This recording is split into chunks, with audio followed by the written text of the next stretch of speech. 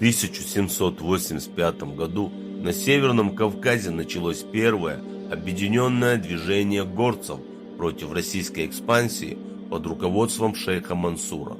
Оно началось на территории Чечни, но вскоре охватило и соседние регионы. Сразу после получения сообщения о появлении в Чечне авторитетного лидера, могущего представлять опасность для российских интересов в регионе, российской стороной были предприняты меры для укрепления своих опорных пунктов на Кавказе. Кроме того, был сформирован отряд во главе с полковником Депьери, имевший целью захватить шейха Мансура.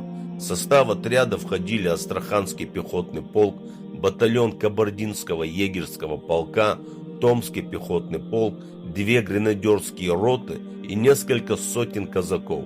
Всего более 2000 солдат и офицеров. 6 июля 1785 года отряд Депьери вошел в селение Алды, где жил шейх Мансур, но дома его не обнаружил. Тем временем жители селения отрезали отряду путь к отходу.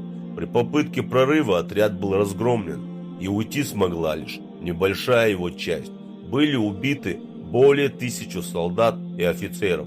Еще 162 человека были захвачены в плен. Среди пленных оказался унтер-офицер князь Петр Багратион, которого шейх Мансур за проявленное в бою мужество отпустил без всяких условий. Спустя годы Багратион станет одним из самых прославленных полководцев Российской империи.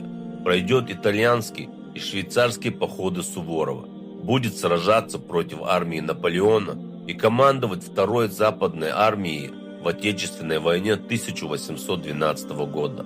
В Бородинском сражении он возглавит левое крыло русской армии, получит смертельное ранение и навсегда войдет в историю. Но в этот день в лесах возле Алды жизнь будущего великого полководца оказалась в руках шейха Мансура, и победитель проявил к побежденному не месть, а благородство. Однако спустя 6 лет, когда в плен попал уже сам шейх Мансур, российская сторона не ответила ему тем же благородством. Его заключили в Шлиссельбургскую крепость, где после почти 3 лет заточения он ушел из жизни. Но его имя пережило и крепостные стены, и Российскую империю, навсегда оставшись в памяти чеченского народа. Да будет доволен тобою Аллах, а мы будем помнить тебя вечно.